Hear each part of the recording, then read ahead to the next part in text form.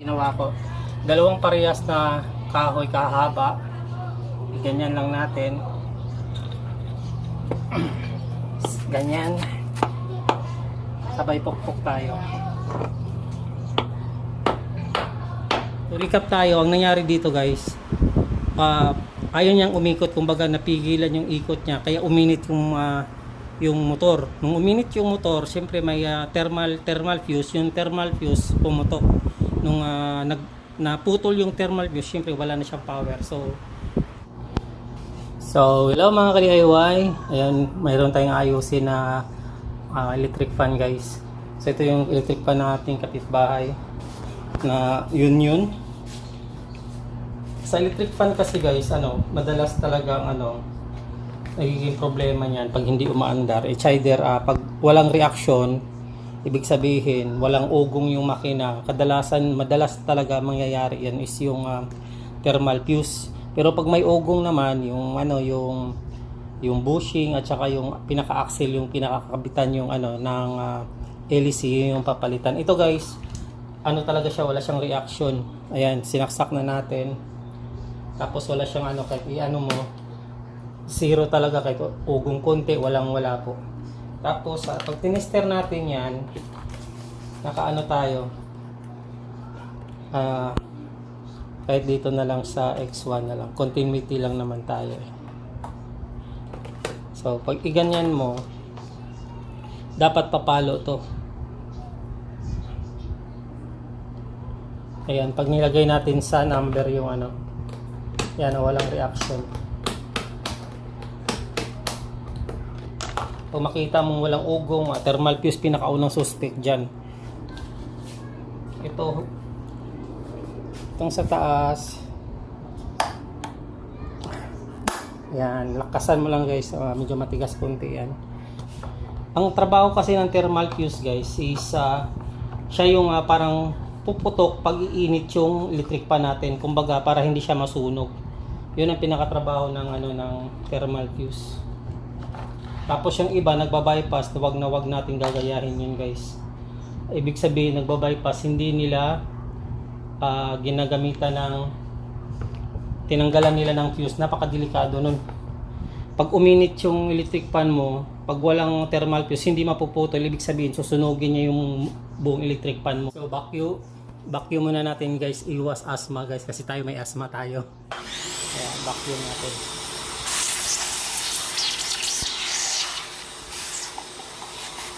So ayan guys, mayroon akong napansin na medyo dito. Ayan bakit kaya naputol pala siya. Ayan, naputol kaya pala maluwag. Ayan, ibig sabihin dyan talaga yung sana hindi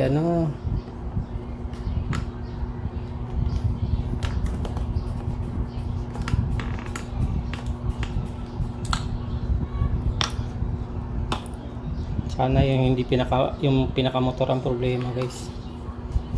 Magaan.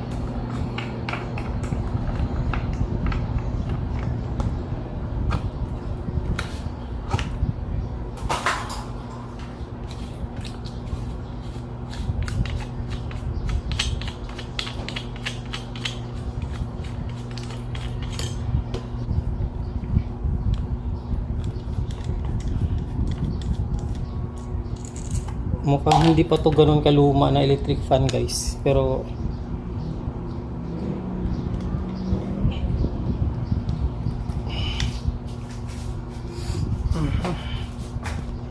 pag ganyan matigas, pukpukin lang muna para magising yung diwa niya.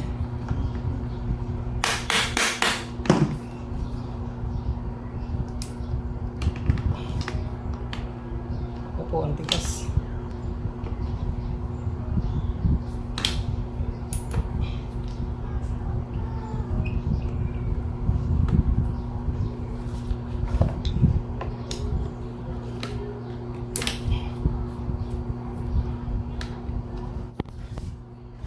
WD-40 lalagyan natin.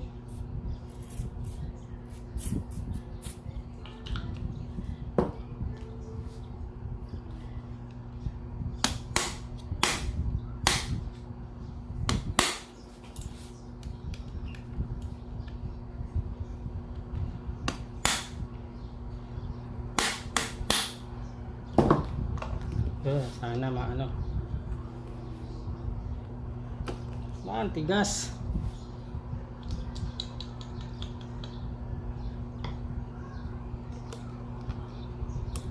Ay, natanggal na pala.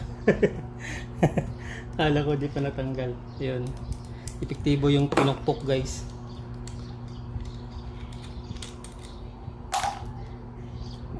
Hi. Tara, the moment of truth.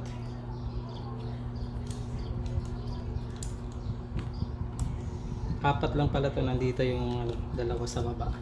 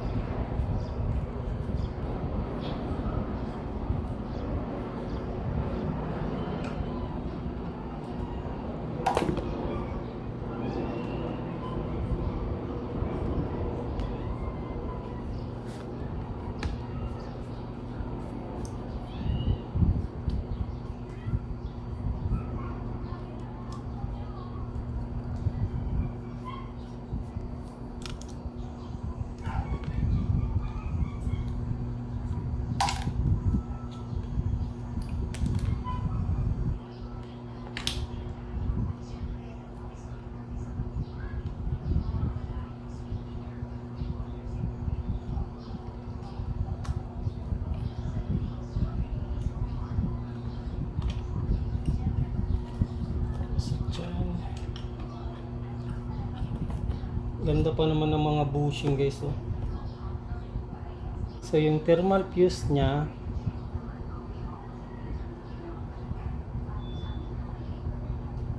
ito, guys, kaya yung iba, guys, nagba-bypass, hindi na to nila binubuksan, pero tayo bubuksan natin kasi wala rin siyang panali, guys, oh.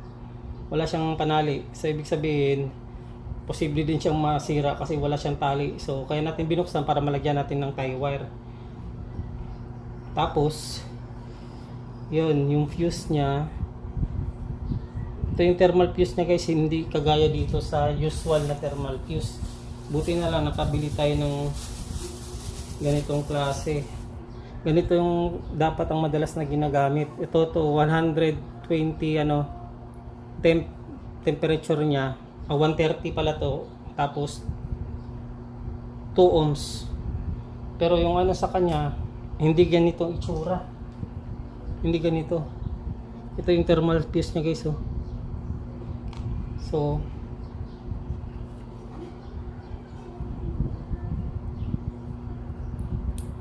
dandahanin natin.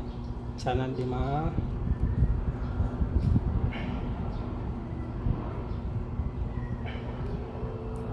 yan.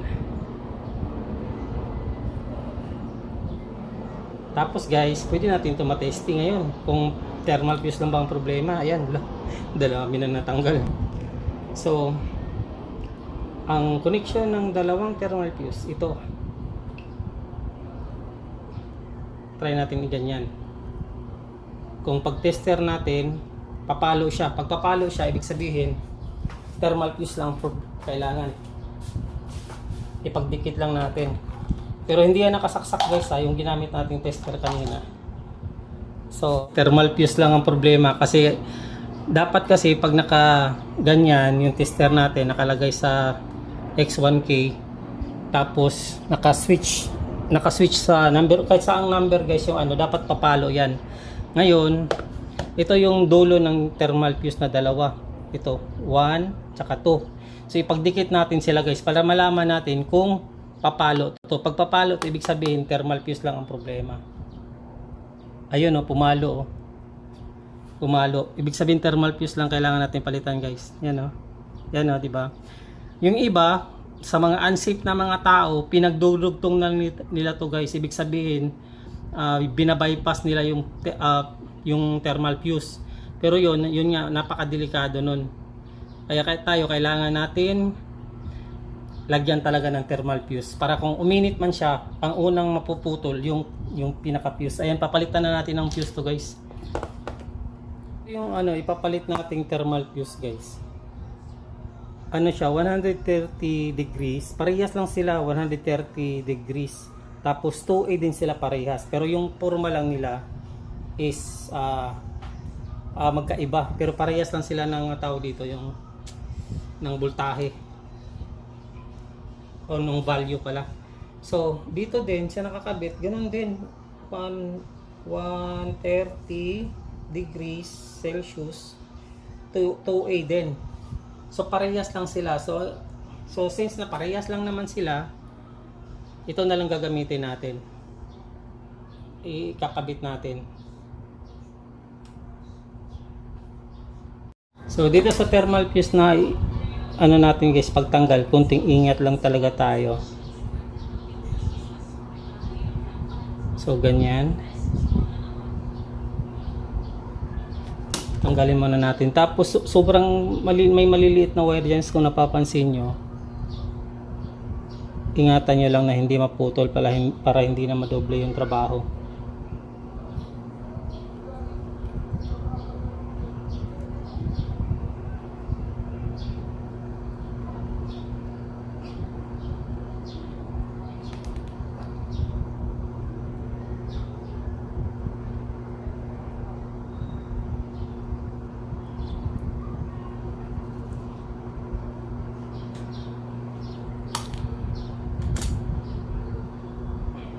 Ayan.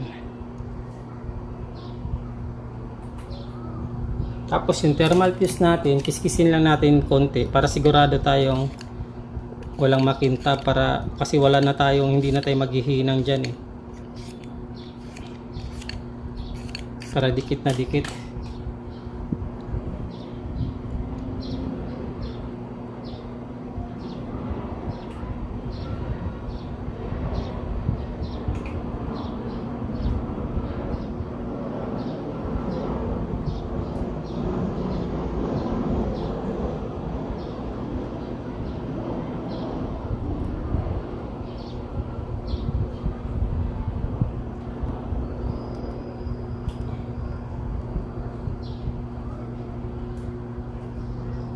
Yan natin yung isa.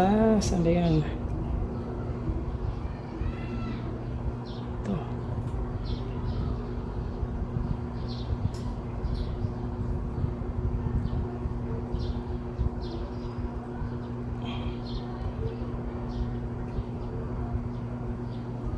So yan, walang nagdikit. Tester natin guys.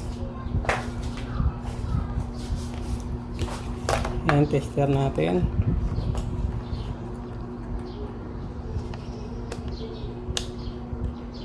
Boom! Ayan, mayroon na Boom! Sabihin sakto yung connection natin.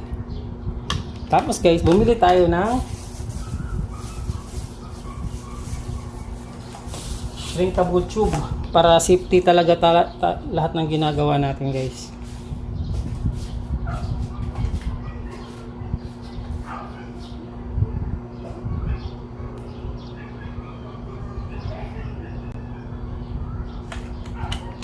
Putol tong sobra.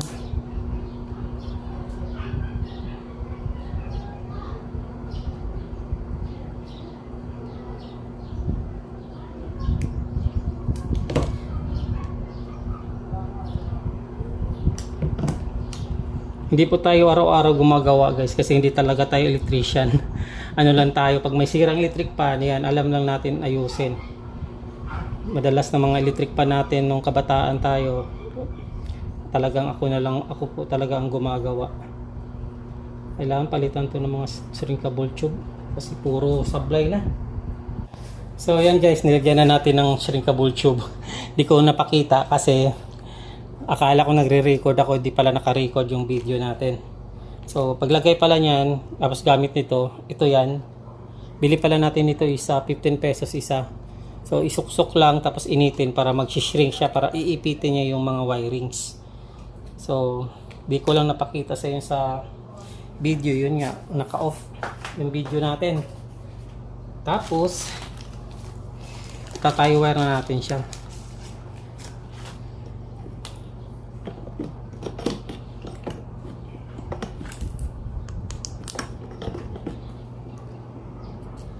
Para safety.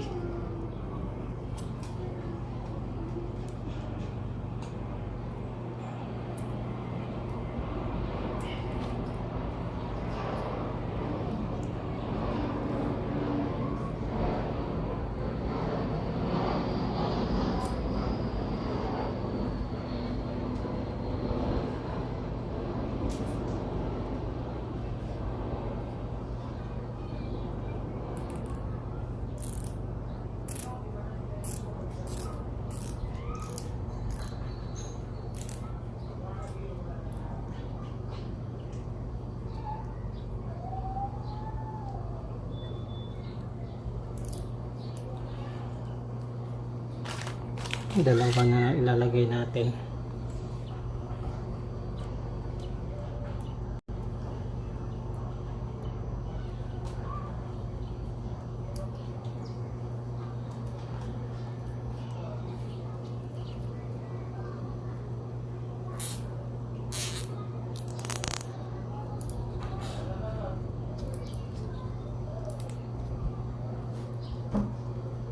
Ayan, tester uli. Baka may naputo sa pagkabit natin.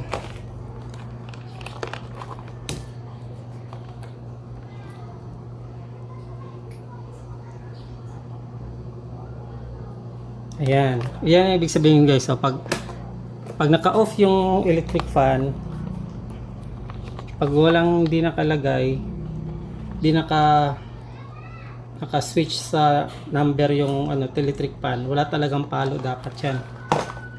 Pag may palo, ibig sabihin may short. Ayan. So, wala.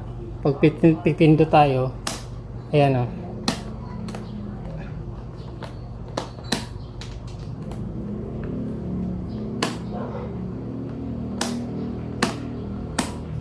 Ayan. So, okay siya. So, balik. Oh, wala rin pala siyang free wheel, guys. Kaya pala naputol. Wala siyang free wheel.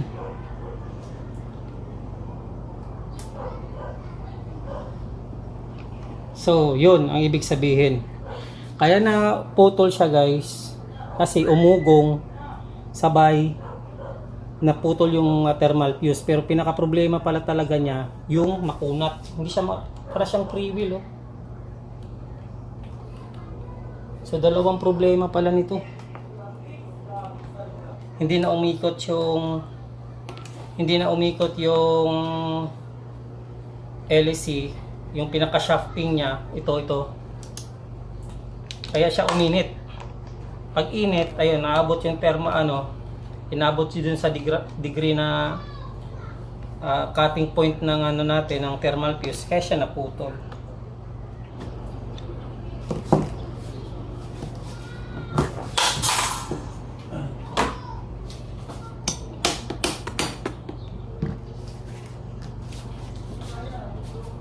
Tanggalin muna natin yung pinaka-lock nito guys.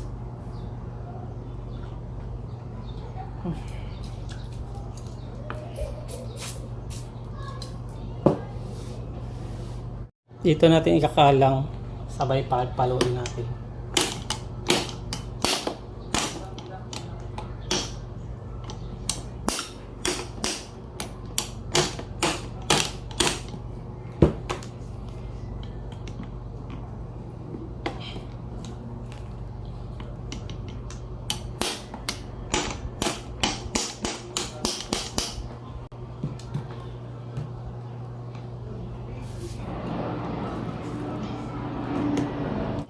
So ayan yung niya, may plastic. Ang ganda nitong plastic na to guys, oh. Plastic na bushing. Napakaganda niyan. Kailangan din natin mawala yan. Lagyan na natin ng guys, ng tanda. Dito na lang. Hindi kasi tayo talaga matagal na kasi tayong hindi natin matansya, mahirap magtansya. So tatanggalin natin kasi itong pinaka shafting niya. Lagyan na natin ng marking dyan. Na hanggang dyan yung niya. Para pagbalik natin mamaya, lock natin siya Ano ba? Pag ganun. Para hindi to masira.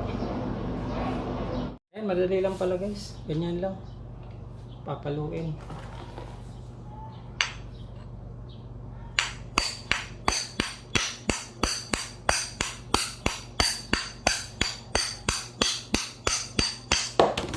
Yan, natanggal na. Kasi ayan, so ganyan yan guys. Yan yung marking papunta dito. Kaya tayo nag-video din para mabalik natin sa tama.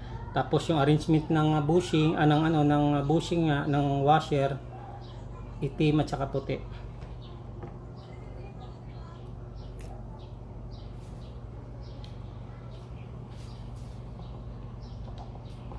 So ito ang pinaka problema guys, oh. Pwede naman eh.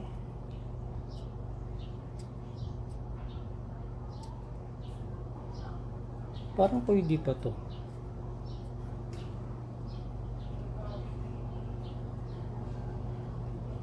Try natin ayusin to guys. Parang check natin sa ano kung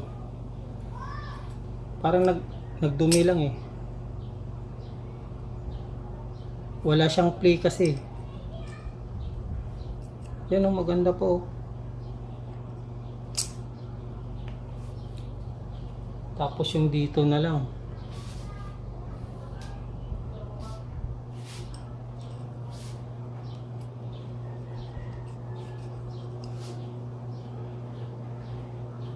Pwede pa to. Ayusin na lang natin to. Lihain natin to para matanggal tong pinakalawang. So ayan guys, oh, nilihan natin ng 1,000. Nagiging okay na siya. Wala siyang wala siyang malalim na parte. Itong guhit na to parang napaka minimal lang. So try muna natin ibalik guys. Ayan oh. Walang grasa lang ang kailangan talaga. So linisan lang muna natin to. Tapos tanggalin natin tong isa para ikabit natin yung bushing dito sa kabilang side na to. Ganyan. Hugutin ko. Meron pala itong lock.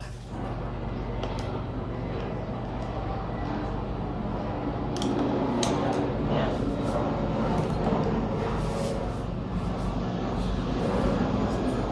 So ibabalik natin to dito guys. Tapos lagyan natin tuyong-tuyo kasi yung pinaka niya guys, so pinaka foam niya sa loob. Okay, so sinikwat lang natin na paangat na ganun, bumuka na siya kusa. Tapos lagyan lang natin to.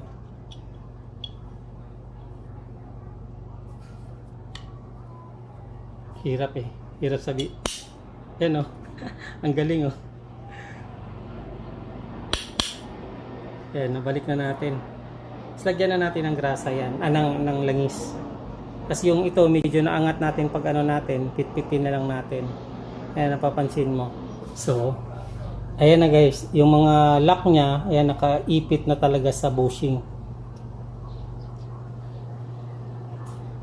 So, check na lang natin kung mayroon pang hindi. Pinitpit ko lang yan dyan, pinalo ko yan dyan guys. Lagyan lang natin to ng langis.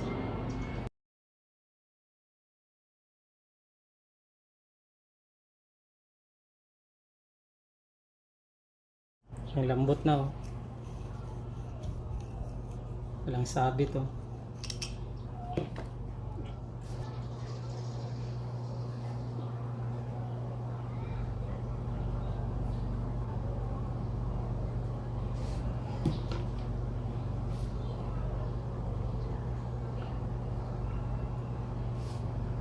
Ito parang pinaka-sponge niya. Yan yung mag-i-imbak ng langis.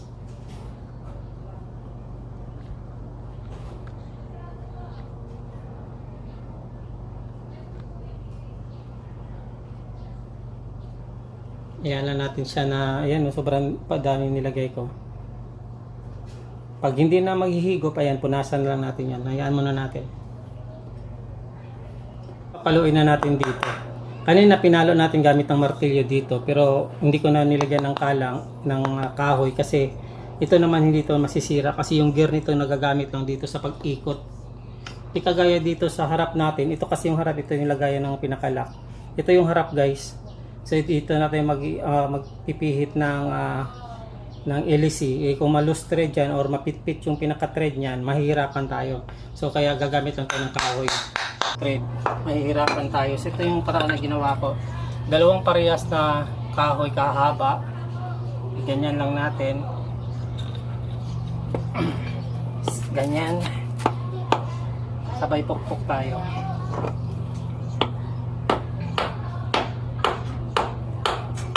Tapos, yan, pumasok na. Yung marking natin kanina, itong pin, ayan, konti na lang. So, balik tayo ulit.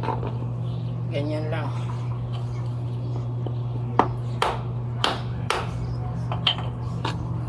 Ay, sorry. Ayan, saktong-sakto na.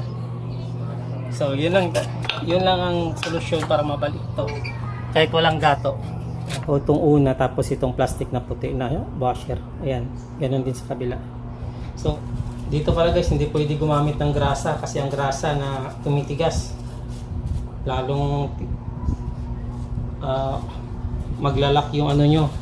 Dati sinubukan ko maglagay ng grasa nung tayo. Wala tayong mahanap na langis. Naubusan, lagyan ko ng grasa. Okay sa una, pero katagalan, natutuyo yung grasa, doon na mas lalo siyang tumigas. Itong pinaka-bushing pala guys, di ko na dukutin kanina yung yung pinaka-bushing niya. Yan sobrang dumi. Dito kasi dumikit yung langis na tumigas, kaya lalo siyang dumikot. Lalong-lalo na dito sa kabila.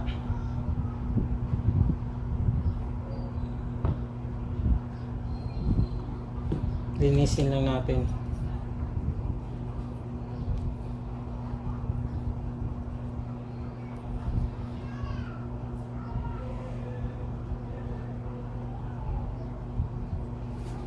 Tapos ito, balik na natin to.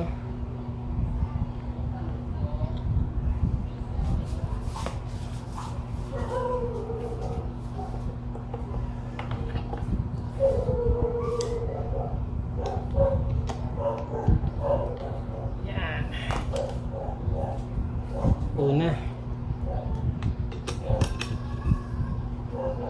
Yan.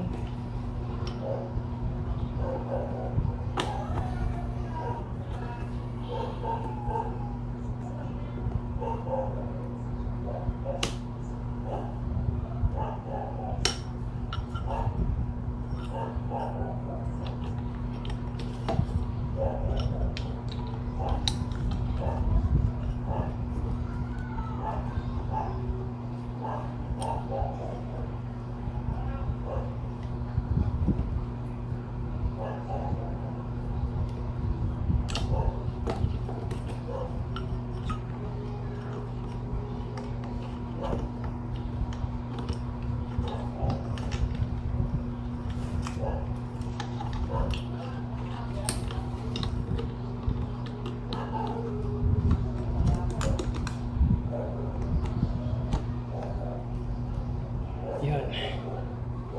Tapos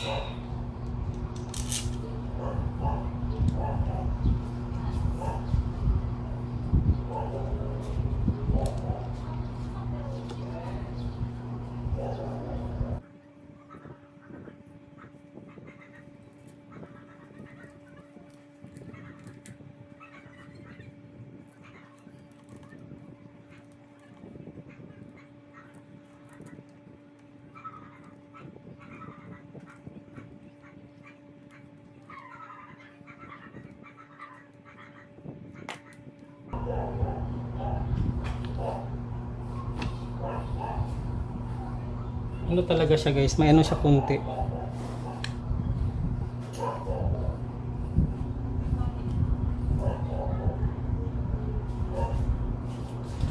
Yung alog niya hindi ganun kumbaga meron naman siya kunti. Konting-konti lang, paluin lang natin konti. Yun.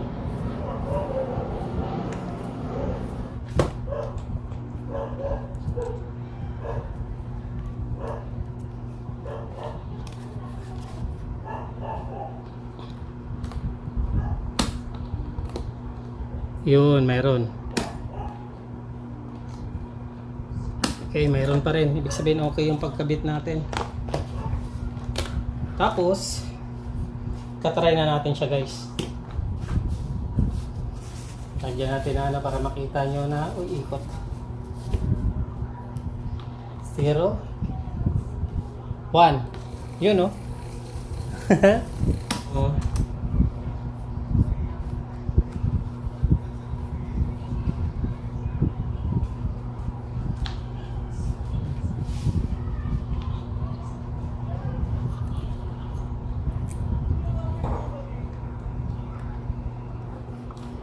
Kasi ito minsan nauubusan to ng langis. Ayan, ito yung tuyo din, no? So lagyan lang natin ng langis.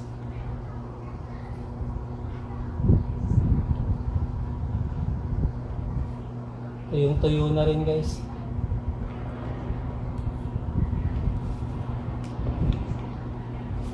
Ayan, ito yung tuyo na rin, no? So balik na natin to. Dito lang tayo sisilip guys. Pag mahirapan tayo ipasok to, silip tayo dito.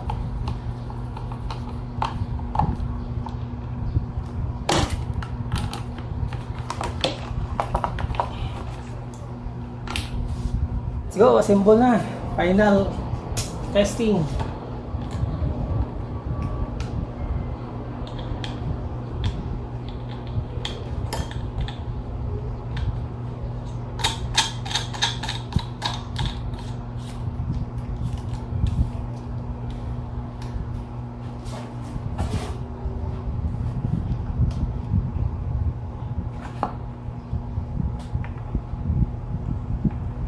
Ito guys, counterclockwise talaga niyan, pahigpit. So yan. Huwag na muna natin takpan. Saksak muna natin. Number 1. Yun.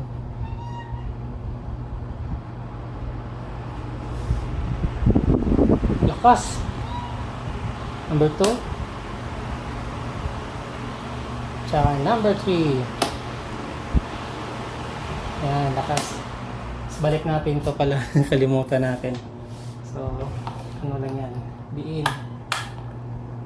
Yan. Number 1, swing.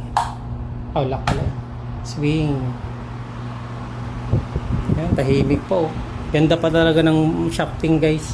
Tsaka bushing, langis lang talaga ang niya, naging problema niya. So recap tayo, ang nangyari dito guys, ayaw niyang umikot, kumbaga napigilan yung ikot niya, kaya uminit yung motor. Nung uminit yung motor, siyempre may thermal fuse, yung thermal fuse pumutok. Nung naputol yung thermal fuse, siyempre wala na siyang power. So yan, sauli na natin to sa ating kapitbahay. Maraming salamat sa panonood. Mundo Ko Vlogs nga pala. Kung di pa kayo nakapag-subscribe sa aking channel, please subscribe. Mundo Ko Vlogs, maraming salamat. Paalam. God bless. Bye-bye.